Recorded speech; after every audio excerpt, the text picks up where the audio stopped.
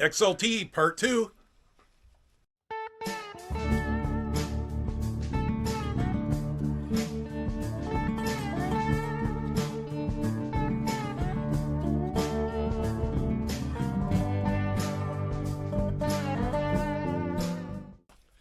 Well, this time we're going to continue tear down and do some cleanup, and if we get that far, maybe we'll start putting it back together. I guess time will tell on that. Whoa.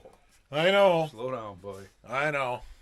So we'll just see how far we get on this. I'm gonna take the track, skid, drive shaft, jack shaft, chain case. I'm gonna take all that apart and put new bearings in it. This thing's got 6,600 miles. It's due for some bearings. I'm gonna get out the cleaner. The purple? You looking for this? And get all the grime out of here. XLT purple power cleaner, purple colored, to match the purple cylinder head. Dropping out the skid and thought I'd show you what the track is about. Kevlar, which I think is pretty normal. And then this is a Quimpex. Kimpex, but it's an oldie with a Q. So there it is, and you can see the lugs, and it's super soft. Really low durometer track, so I think it's going to spin easy. So unless we find something wrong, we're going with it. Well, Dennis and I are both doing our things. You see Dennis back there with his rubber gloves on and his fancy purple squirt bottle. And I'm over here getting ready to rip the chain case apart, and I just thought I'd show you this. Look at these nice copper pipes. So I'll bet you the guy I bought this sled from, you know, we got that Idaho Trail sticker. That's a clue. And I'll bet you he set this up so he could change gears super easy. Because, you know, these pipes are kind of tight to the cover normally. So the great thing here is that they make the exact amount of room I need to drop in a reverse chain case. Huh. I just got to go harvest one off of something. Not my sled, is it? No, it's the part sled from Princeton I got to rip apart now.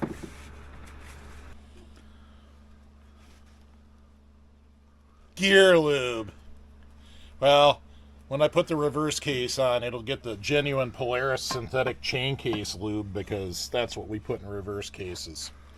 Otherwise, we use automatic transmission fluid. And the reason why I think automatic transmission fluid is right is because all those four-wheel drive trucks with chain drive transfer cases I owned in the 80s, 90s, early 2000s, they all used automatic transmission fluid in the chain drive transfer case, which had basically the exact same kind of chain. And if it'll hold up to that, it should be just fine for a sled. Just so you know, Dennis paused Leonard Skinner so we could film this for you. We make some large sacrifices for YouTube here at Nutter Speed Shop. But here she comes. Gonna get that out of the way, and a little pry bar, and looks like a chain case to me. And I just want to point out, when you see these open bearings, and there are obviously seals on back, these might be factory original bearings. I mean, this is how they came. That's why these chain cases have seals. Personally, I'm going to replace them with sealed bearings and seals, because I'm sort of a belt and suspenders kind of guy. But I don't know, that's the deal. Other thing, yeah, we know there's a drain plug on the bottom of the chain case, but we're taking it off all the way, so we didn't even mess with it. And That's not going back on. Hopefully not, unless there's something wrong with that reverse case in the part sled. So that's going to end up in the pile of chain cases. It'll go to the chain case pile and probably end up on like a TXL someday. More good music. What you got happening here, Nut?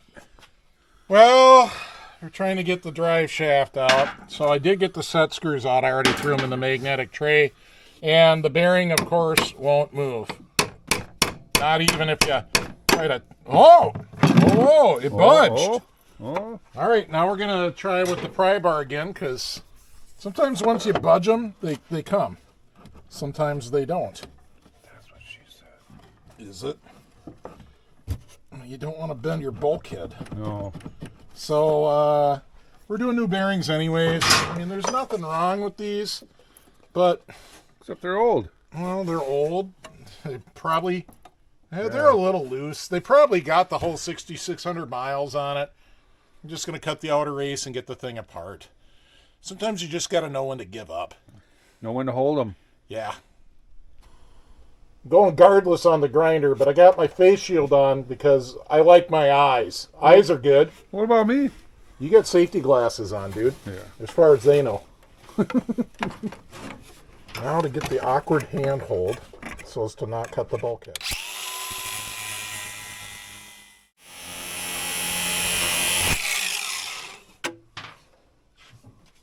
Looks like I cut through. Close enough anyways. Yeah, she's cut through. Alright, I don't want to fight it. We'll put that to the bottom and we'll do one more.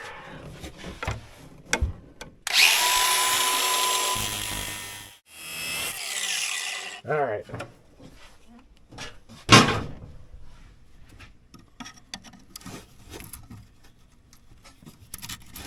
Break, you son of a bitch. It'll be easier to break it up here. There we go. Now I gotta take that off. Well, I'll just throw it on the floor. That's good. Here's how you get your seal off. You just slice through the outer race, and bingo, there's your seal. Now you can re-grease your bearing. Back in there because it's sticky. Watch how awkward I can be on this because the camera's on me.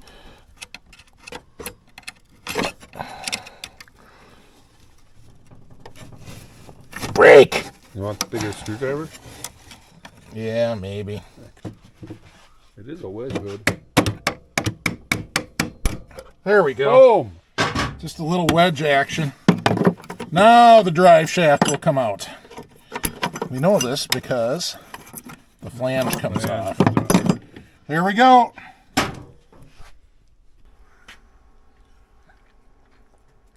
All right, well, we got this out, and these wheels don't look like 6,600 miles worth of wear. Those bearings seem like the original factory bearings. I don't know, something's a little, maybe that's not the right hood for this sled. Maybe that's just wishful thinking. Maybe it's been gone through once before? It's probably been gone through. Well, we know they had it apart when they changed that track, because that is not the factory track. But so far, so good. Everything we're finding is nice. Seems like the sled was a bargain. Well... Yeah, bargain. Bargain until Buy you... a vintage sled. Yeah, bargain until you realize that I just spent like almost $200 on gas track shocks. Not even the ski shocks included. So, anyways, I want gas shocks in the skid.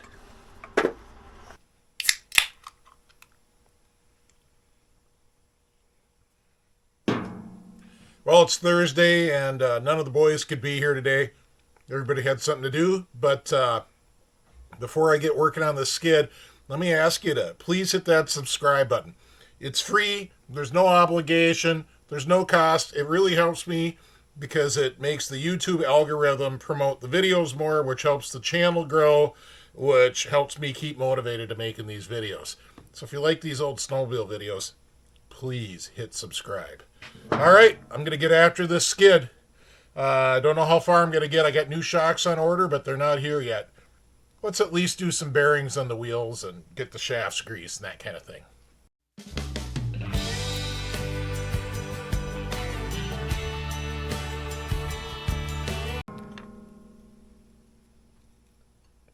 Oh, pretty filthy that is. It's just grease.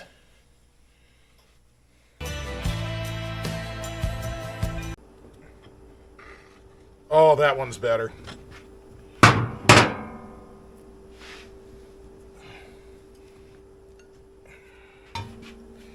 All right.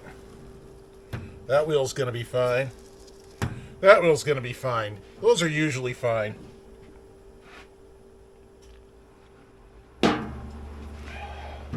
Flip this thing over.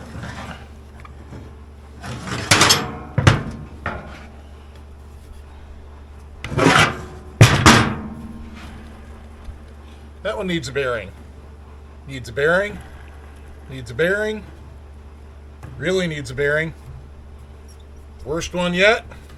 No better. No good. All right. Full set of bearings for all the wheels. 2, 4, 6, 9. Only 9 bearings on this skid. Not even a whole sleeve.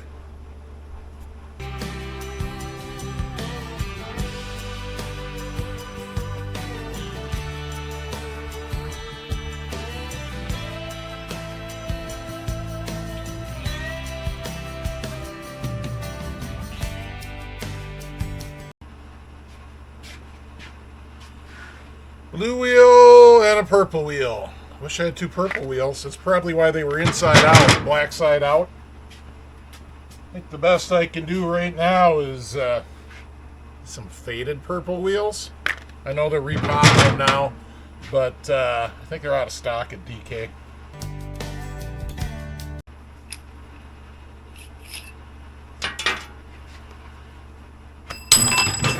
There we go, bingo.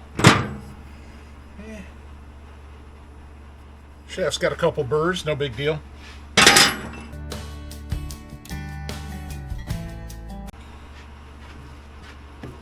Alright, there you go. That's all the wheels I'm going to do. It's actually all the further I'm going to tear the skid down. So I'm going to change a bunch of bearings, and I'll put up a card to a video that Lonnie changed bearings on. And you can check that out. I'm not quite as fast as Lonnie, just ask Todd Klein. I guess Todd thinks Lonnie can do it in like 20 seconds. It'll probably take me like a minute and a half per bearing. I don't know. Anyways, I'm going to get after it, and I'll bring you back after I got some fresh bearings in those wheels.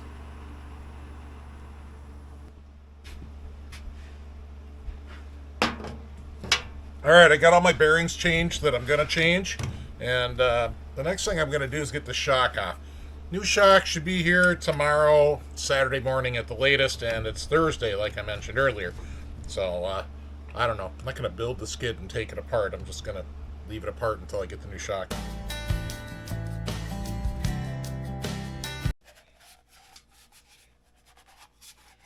Alright, well, not a bad looking shock, but I'm going to put a new gas shock on instead of this hydraulic shock.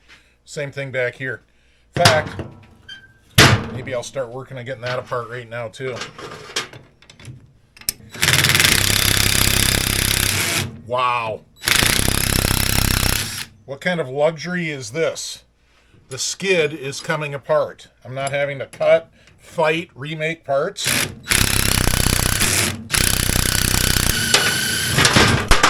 And there go the springs. I should have taken the spring tension off, but I didn't.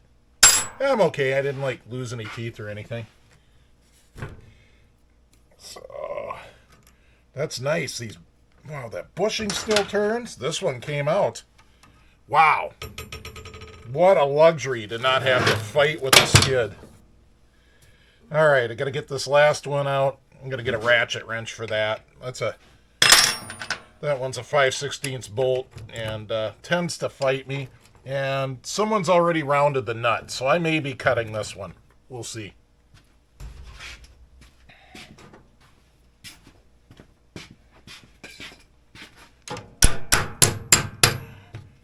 Just tap that on. Tap, tap, tap through, since the nut's pre-rounded for me.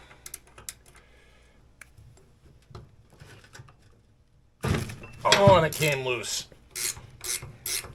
That rounded off nut will not go back on.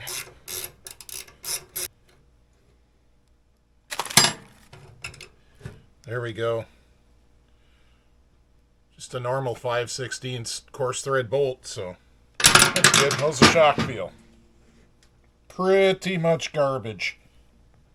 Oh, it goes that far and then it's like it hits a wall.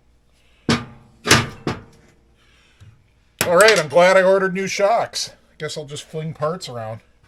That's that upper shock eye bushing. Alright, so far so good. I guess I'm going to wait to put anything back together on the skid until I get my new shocks in, and then we'll pick up the video there and put this thing back together. Well, I did discover one thing that's junk. These adjuster blocks are garbage. So Guess I'll be going out to the scrap pile looking for some adjuster blocks. I know I got some out there. It'll be fine.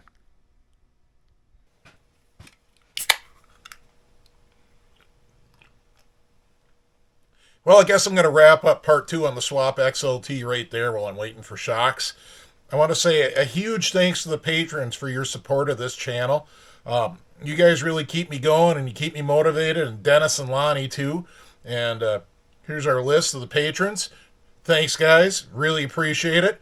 To everybody else, I want to encourage you to go check out the Patreon. The link's in the description if you want to help support the channel and get your name up there on the screen. And if you haven't yet, hit subscribe. I believe we're at 1,400 subscribers right now. Just hit that as I'm filming this. So that's awesome. Thank you to everybody that's subscribed. And we'll see you on the trails.